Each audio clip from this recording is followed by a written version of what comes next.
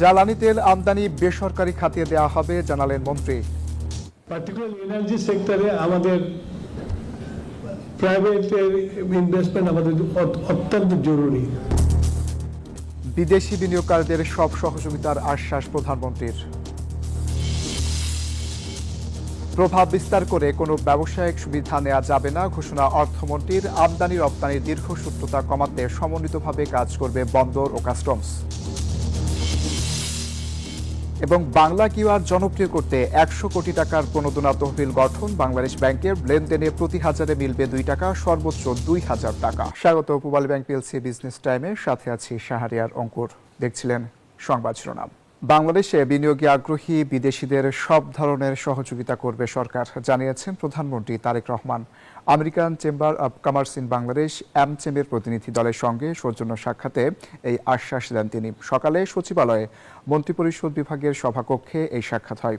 সংগঠনটির নেতারা প্রধানমন্ত্রীকে জানান, বাংলাদেশে আরও মার্কিন বিনিয়োগ আকর্ষণ ও দুই দেশের বাণিজ্যিক সম্পর্ক জোরদারে কাজ করছেন তারা।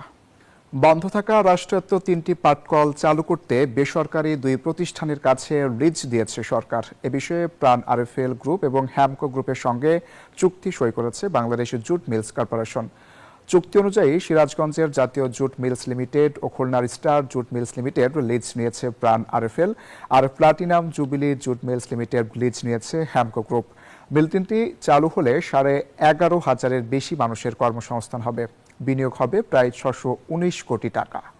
Jute mill, star jute mill এবং প্লাটিনাম জুট মিল, এই 3টা জুট মিলের বেসরকারি উদ্যোক্তাদের সাথে লিজ চুক্তি স্বাক্ষর সম্পন্ন হয়েছে। এর মাধ্যমে আমরা প্রায় 1000 কোটি টাকার উপরে বিনিয়োগ হবে। আমাদের প্রায় 2টা মিল মিলিয়ে 3টা মিল মিলিয়ে 11,000-এর উপরে কর্মসংস্থান হবে। বর্তমান সরকারের আমলে প্রভাব বিস্তার করে কোনো ব্যবসায়িক কার্যক্রমে সুবিধা নেওয়া যাবে না, এমন মন্তব্য করেছেন অর্থমন্ত্রী আমির খসরু মাহমুদ চৌধুরী।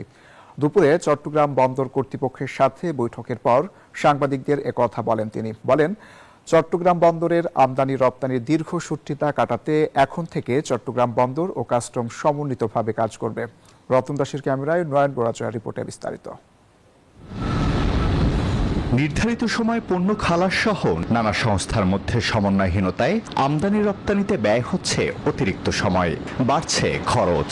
এতে পর্যাপ্ত প্রবৃদ্ধি অর্জন করতে পারছে না চট্টগ্রাম বন্দর। এমন বাস্তবতায় মঙ্গলবার দুপুরে বন্দর ভবনে চট্টগ্রাম বন্দর ও কাস্টম সহ বিভিন্ন সংস্থার সঙ্গে বৈঠক করেন অর্থ ও পরিকল্পনা মন্ত্রী। চিহ্নিত করা হয় প্রতিবন্ধকতাগুলো, খোঁজা হয় বন্দরের গতিশীলতা বাড়ানোর পথ। এই প্রথমবারের মতো আমরা একটা জয়েন্ট পোর্ট অ্যান্ড কাস্টম যাতে কাজ করতে পারে, যে পোর্টের সমস্যা আছে, কাস্টমের সমস্যা আছে, আমরা একসাথে বসে সমাধান করতে পারবো। এ সময় মন্ত্রী বলেন, বর্তমান সরকারের আমলে প্রভাব বিস্তার করে কোনো ব্যবসায়িক সুবিধা নেয়ার সুযোগ নেই। সরকার ব্যবসাকে সরলীকরণে কাজ করছে বলেও জানান মন্ত্রী। পোর্ট কে চালাবে না চালাবে এটা আমাদের বিষয় না, যখন যার হাতে পোর্ট থাকবে, সেটা দেশি হোক বিদেশি হোক, তাদেরকে এই বিষয়গুলো নিশ্চিত করতে হবে।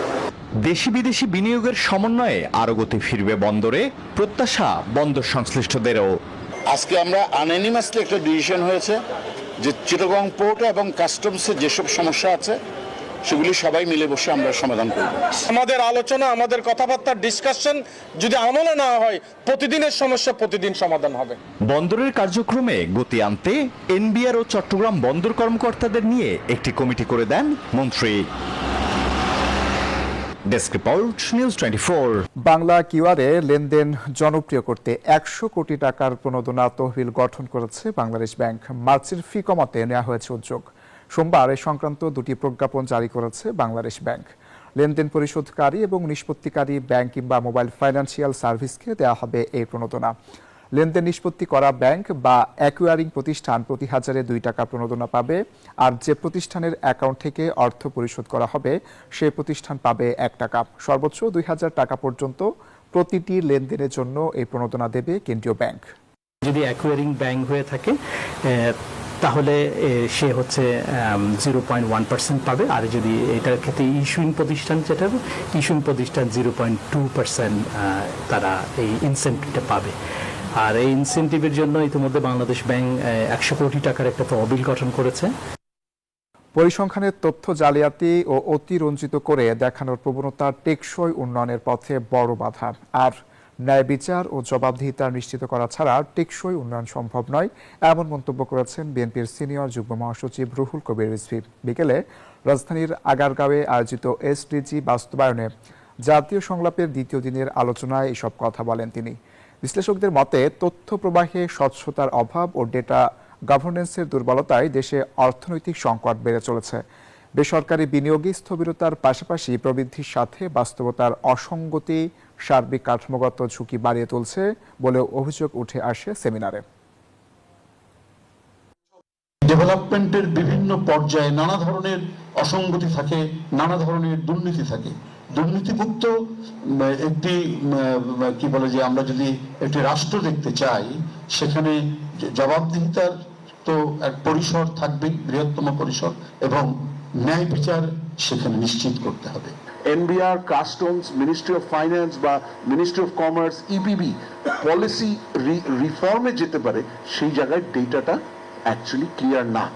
সপ্তাহের তৃতীয় কার্যদিবস মঙ্গলবার ঢাকা স্টক এক্সচেঞ্জে প্রধান সূচক বৃদ্ধির পাশাপাশি বাকি দুই সূচকও বেড়েছে। এদিন মোট ১,১১৫ কোটি ৪২ লাখ টাকা মূল্যের শেয়ার ও ইউনিট হাত বদল হয়েছে। মঙ্গলবার ডিএসই এর প্রধান মূল্য সূচক ডিএসই এক্স ৫৮.৬৫ পয়েন্ট বেড়ে ৫,৯০৩.৫৩ পয়েন্টে অবস্থান করছে। এদিন ডিএসইতে মোট ৩৯৩টি প্রতিষ্ঠানের শেয়ার ও ইউনিট লেনদেন হয়েছে। এর মধ্যে ২৪২টির দর বেড়েছে, ১০১টির দর কমেছে এবং ৫০টির দর অপরিবর্তিত রয়েছে। লেনদেনের পরিমাণ উল্লেখযোগ্যভাবে বেড়েছে। আর এই ছিল পূবালী ব্যাংক পিএলসি বিজনেস টাইমে। এতক্ষণ সাথে থাকার জন্য সবাইকে ধন্যবাদ।